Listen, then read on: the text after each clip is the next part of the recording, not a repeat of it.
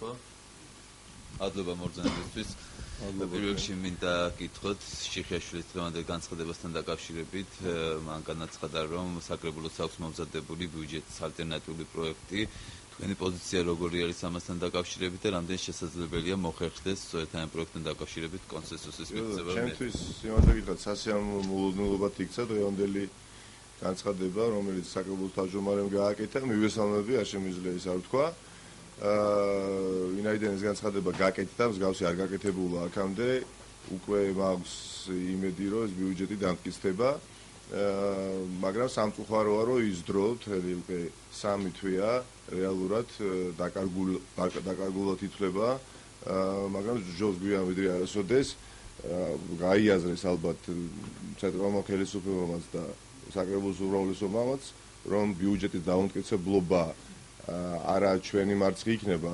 მერიაში დასაქმებული ხალხის, არა დაუშვათ საკრებულოს უმრავლესობის, არამედ რიგითი თბილისელების და მივესალმები ეს ყოველთვის წაადგება დედაქალაქ და დედაქალაქის მაცხოვრებლებს.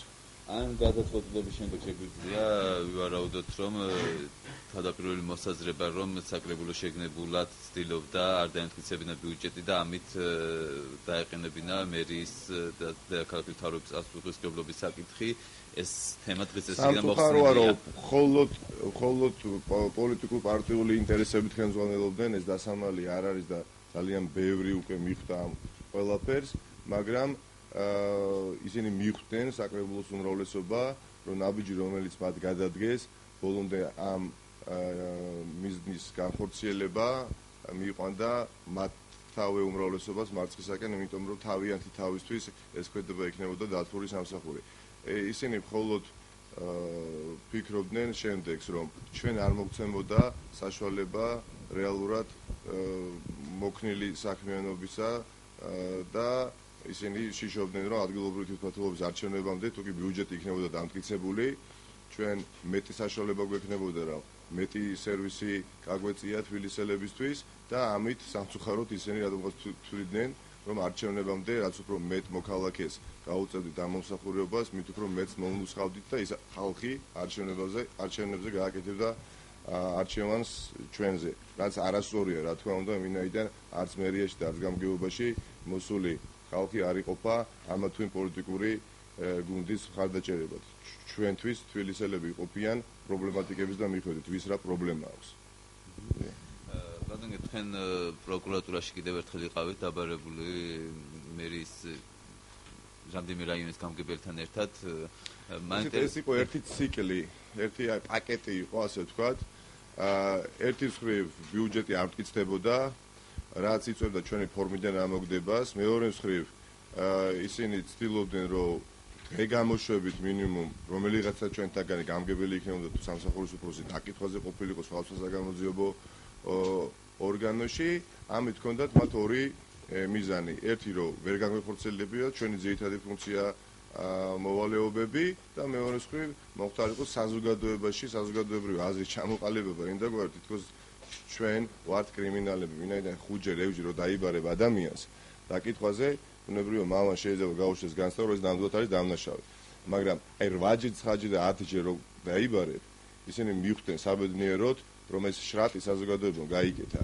დაბარება თავისთავად არ ნიშნავს, რომ ეს ადამიანი არის დამნაშავე. შეიძლება დაიბაროს 7-ჯერაც, 8-ჯერაც და მივდივართ, მაგრამ რეალურად ეს ბრალდება უნდა დამტკიცდეს, მაგრამ მხოლოდ ოდესაც გვიბარებენ, მხოლოდ ოდესაც დაკითხვებზე დავდივოდით და არაფერი ამის მიღვა არ ხდებოდა, გადაწყვეტილება მიიღო ეტყობა გუნდმა, ქართული ოცნების ხელმძღვანელობამ, რომ რაღაცა ტაქტიკა შეცვალო. მე იმედი მაქვს, რომ ეს ტაქტიკა არ გულისხმობს რაიმე სხვა უფრო მახინჯი ტაქტიკის განხორციელებას, რომელიც შეიძლება ვიხილოთ მომდევნო პერიოდში.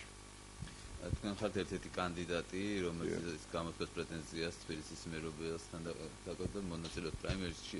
მაინტერესებს როგორ აფასებთ პირველ რიგში თქვენ შანსებს და რამდენად იქნებით კონკურენტუნარიანი, თუ კი საბოლოოდ ამ პრაიმერით გაიგო, რომ თქვენზე შეჩერდება არჩევანი. მე პირდაპირ გეტყვით, ვინც მიცნობს და ის დაწმუნდება, ვინც არ მიცნობს, ვეცდები უახლოეს პერიოდში დავაწმუნო, რომ არა ის რწმენა რომ მე მაქვს შანსი რომ დავამარცხო რეალურად ხელისუფლების კანდიდატი რეალურ არჩევნებში 15 ივნისს. მე პრაიმერის არჩევნებში მონაწილეობას არ მივიღებდი ნამდვილად.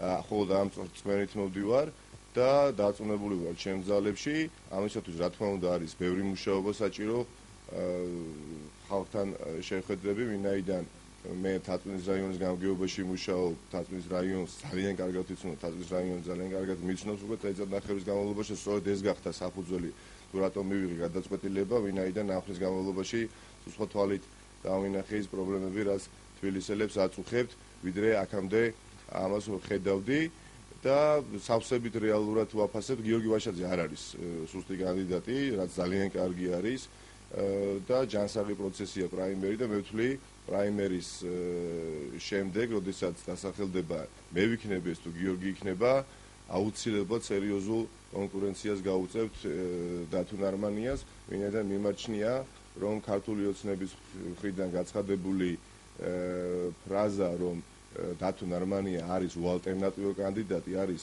ყოველგვარ სიმართლეს მოკლებული, ვინაიდან ვერა მიხსნის, რატო შეიძლება იყოს დათო ნარმანია უალტერნატივო კანდიდატი. არაფერი ამას არ ცხადყოფს. ასე რომ წინ არის დიდი მარათონი, სამთვიანი და ყველაფერი შესაძლებელია და მე დარწმუნებული ვარ ჩემ ძალებში, ეს იქნება პირველ ტურში მაღალი ალბათობით მეორე ტური იქნება, საბოლოო გამარჯვება დავრჩება ჩვენ.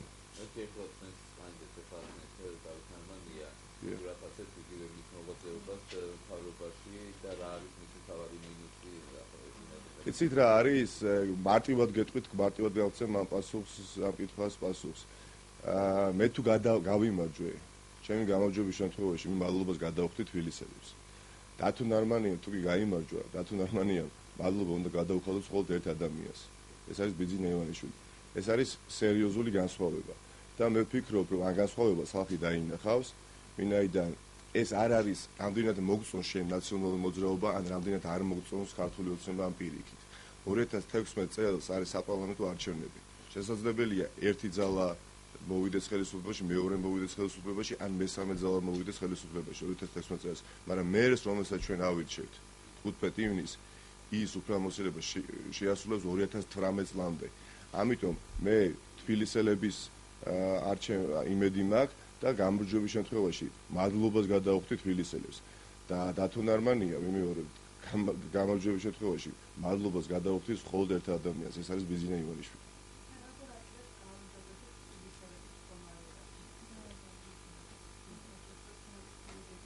კი, რა თქმა უნდა, რომელსაც წარმოადგენენ ფართოდ უახლოეს პერიოდში ძირითადად რა პრობლემებიც ეხლა დედაქალაქს აწუხებს და მაცხოვრებლებს, ეს არის უმუშევრობა, ეს არის ის ძიმე სოციალური პირობები, რომლებიც დღიდან დღემდე უარესდება, თუ კი იყო დაუშვათ 7 პირობითად უმუშევარი, დღეს ამწუხავდა თქვენს ამ დედაქალაქის მკვიდრი ბრძანდებით, დღეს არის 10, ამას ნიშნის მოგებით არ ვიძახი, თუ კი უფასო უმწეოთა სასადილოში დადიოდა თაწმინდის რაიონში 1800 ბენეფიციარი, დღეს ფაქტია რომ დადის 2400, ანუ 600-ით მოიმატა, ეს იმას არ ნიშნავს, რომ 600 ადამიანს იმდენად გაუჭირდა, რომ ისინი იძულებულები გახდნენ ერთ წელიწადში, რომ სასადილოში განცხადება დაეწერა ჩვენთვის სასადილოში, ასე ვთქვათ, ესარგებლოთ ამ სერვისით, არა, უბრალოდ ისედაც გაჭირებულებს კიდევ უფრო გაუჭირდათ და მთავარი მიმართულება, რაც ჩემი იქნება და ქვაკუთხედი ჩემი საქმიანობის, იქნება იმდაგვარი სერვისები უნდა დავნერგოთ დედაქალაქის მერიაში, რომ ჩვენ ვიყოთ არა პატრონები დედაქალაქის მაცხოვრებლების, არამედ პარტნიორები ვიყოთ თბილისელების, თქვენი და თანასწორი ურთიერთობა ჩამოვაყალიბოთ. მე არ მინდა ვიხილო ისეთი დედაქალაქის მერია ან გამგეობა, როდესაც მაცხოვრებელი აღიქვამს, რომ ჩვენ ვართ კლასიკური ბიუროკრატები, მე მინდა, რომ იმდაგვარი სამსახური ჩამოყალიბდეს, როდესაც მოსახლეობის განცდა იქნება, რომ ჩვენ ვართ მათი პარტნიორები. არა, სამწუხაროდ ვინაიდან 1 საათის წინ გაცხადდა, მივესალმები გულწრფელად, მაგრამ დაგვიანებულია, რა თქმა უნდა, იმიტომ რომ ეს 3 თვე ჩვენ ძალიან ბევრი პროექტის განხორციელება ვერ დავიწყეთ. ვერ დავიწყეთ იმ მარტივი მიზეზის გამო, რომ თან ხარ გქონდა საკმარისი. უნებრივია ხა იმ კვირიდან თუ კი ბიუჯეტი დამტკიცდება და დამტკიცდება როგორ ჩანს, შეუდგებით ამ ყველაფერს, საღად გააიაზრეს ეს პრობლემა, რომელიც შეიძლებოდა წარმოშობილიყო, იმიტომ რომ დაიშლებოდა საკრებულო და აგვითხოვდნენ ქალაქის მთავრობას, ნებისმიერ შემთხვევაში ქალაქი დარჩებოდა ბიუჯეტის გარეშე ადგილობრივი თვითმმართველობის არჩევნების დასრულებამდე, რაც სერიოზულ ასე ვთქვათ ზიანს მოუტანდა ქალაქს და ქალაქელებს.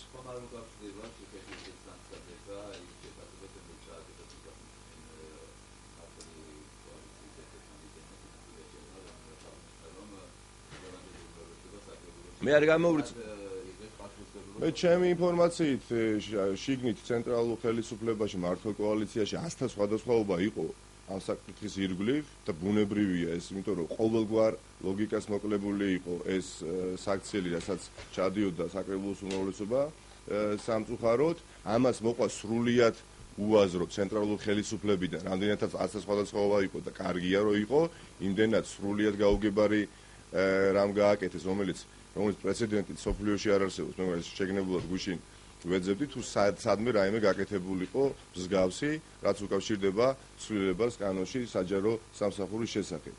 მათ განახორციელეს იმდაგვარი ცვლილება, რომელიც ალბათ ძალიან დიდი ხანი დარჩება ქართულ პოლიტიკურ ცხოვრებას განძად ბრჭყალებში. ესე იგი, როდესაც კანონი ამბობს, რომ ადგილობრივი თვითმმართველობის არჩევნების დასრულებისთანავე ყველა თვითმმართველ ორგანოებში დასაქმებული ადამიანი, ეს არის 13,000 ადამიანი, ითვლება დროებითი მოვალეობის შემსრულებლად და ნებისმიერი ახალი ხელმძღვანელი სამსახურის მისვლისთანავე შესაძლებლობა მას ექნება, რომ გამარჯვების შემდეგ ნახვამდის უთხარ, ისე რომ განცხადებაც არ დააწერიოს, ეს არის რა თქმა უნდა უპრეცედენტო შემთხვევა და მე დარწმუნებული ვარ, რომ აი ამ ნაწილშიც მათ მოუწევთ უკან დახევა.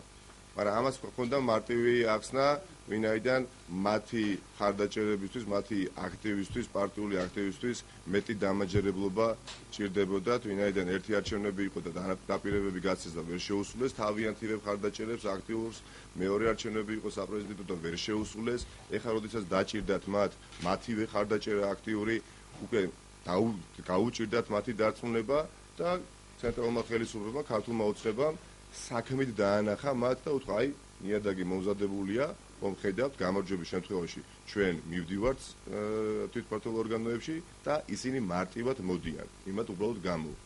აი, ამას ემსახურება მეც არაფერს.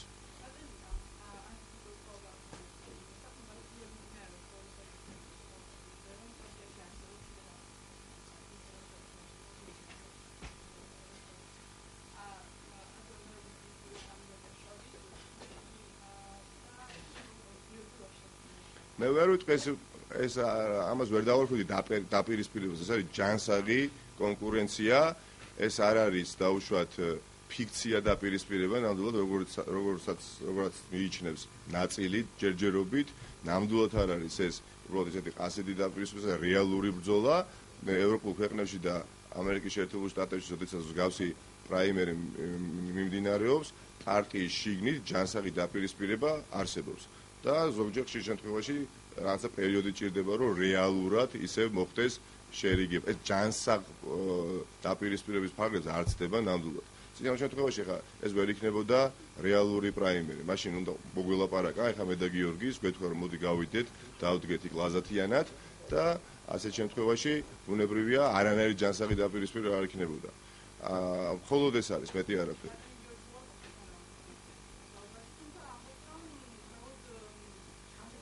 რა თქმა უნდა, შიგნით პარტიაში, პარტიის გარეთაც, საზოგადოებაში არის ასეთ სხვადასხვაობა, ნაწილი გიორგის მიმართ არის სუბიექტური, ნაწილი ჩემს მიმართ არის სუბიექტური, ნაწილი უჭერს გიორგის მხარს, ნაწილი უჭერს ნიკას მხარს. ეს ყველაფერი გამოჩნდება პრაიმერის მსვლელობისას. დელეგატება უნდა აირჩიონ არა ის ადამიანი, რომელიც მათ მოწონთ, ან სუბიექტურები არიან. არამედ ის ადამიანი, ის კანდიდატი უნდა აერჩიონ რეალურ კანდიდატად, რომლის ირგვლივაც გაერთიანდებიან ისინი რეალურ არჩევნებში. ამიტომ ძალიან მარტივია არჩევანის გაკეთება, მათ უბრალოდ უნდა გააკეთონ ანალიზი, ვისთან ერთად გაუადვილდებათ გამარჯვების მოპოვება და მხოლოდ აქედან გამომდინარე უნდა იხელმძღვანელონ ვის მიცემთ ხმა.